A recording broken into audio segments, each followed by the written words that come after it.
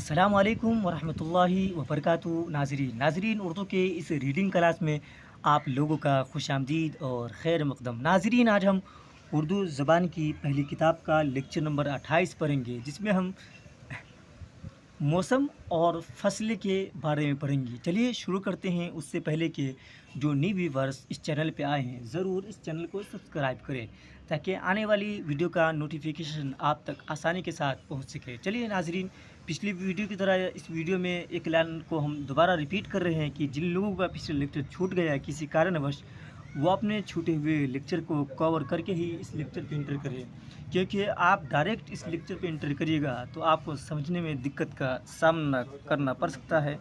چلیے شروع کرتے ہیں آج کی کلاس کو. بسم اللہ الرحمن الرحیم.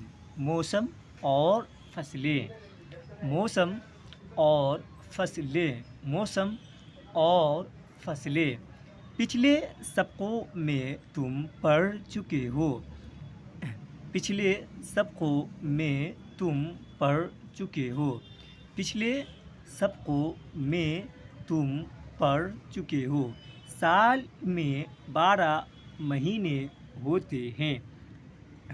سال میں 12 مہینے ہوتے ہیں. یہ بھی معلوم ہے سال میں کئی موسم ہوتے ہیں. سال میں 12 مہینے ہوتے ہیں. یہ بھی معلوم ہے سال میں کئی موسم ہوتے ہیں. 3 موسم ہوتے ہیں. 3 موسم ہوتے ہیں. برسات، جاڑا، گرمی. برسات، جاڑا، گرمی. برسات، جاڑا، گرمی. اچھا تو برسات کب سے کب تک رہتی ہے؟ اچھا تو برسات کب سے کب تک رہتی ہے؟ ناظرین، آپ کو یہ بات معلوم ہونی چاہیے کہ ہم اس کتاب کا لاسٹ لیکچر پڑھ رہے ہیں، یعنی اس کتاب کو ایک دم اچھی طریقے سے اینڈ کر چکے ہیں. یعنی آج یہ کتاب پورا مکمل ہو جائے گا. چلیے. اچھا تو برسات کب سے کب تک رہتی ہے؟ آষاڑھ. آষاڑھ یہ ہندی مہینہ کا نام، ٹھیک ہے. آষاڑھ کے مہینے میں شروع اور کنوار میں ختم. آষاڑھ کے مہینے میں شروع اور کنوار میں ختم. اس موسم کی کھیتی خریف کی فصل کہلاتی ہے. خریف مطلب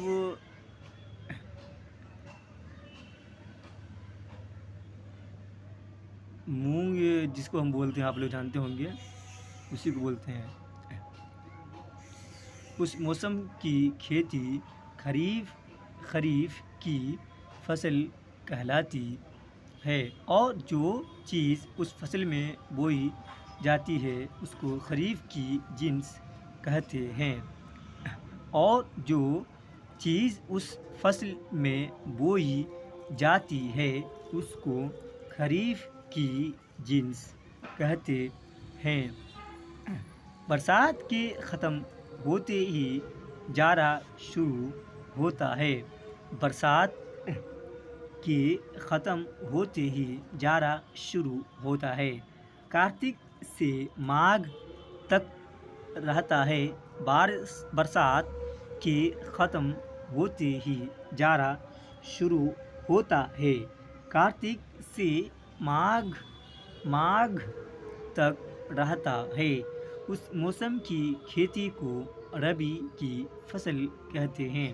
اس موسم کی کھیتی کو ربی کی فصل کہتے ہیں. اور جو چیز اس فصل میں بوتے ہیں وہ ربی کی جنس کہلاتی ہے. اور جو چیز اس فصل میں بوتے ہیں وہ ربی کی جنس کہلاتی ہے. جاڑا رخصت ہوا تو گرمی آئی. جاڑا رخصت ہوا तो गर्मी आई, फागुन से लेकर जेठ जेठ जेठ तक रहती है। जाड़ा रुखसत हुआ तो गर्मी आई, फागुन से लेकर जेठ तक रहती है। उस मौसम को जायद फसल कहते हैं। खरीफ मतलब मेरे को अभी तक नहीं मालूम चल रहा, मैं भूल गया कि धान की फसल खरीफ कहते हैं या मूंग की फसल खरीफ कहते हैं। इंशाल्लाह नेक्स्ट वीडियो में इसको हम क्लियर कर देंगे। जाड़ा रुखसत हुआ तो गर्मी आई, फागुन से लेकर जेठ तक रहती है। उस मौसम को जायद फसल कहते हैं।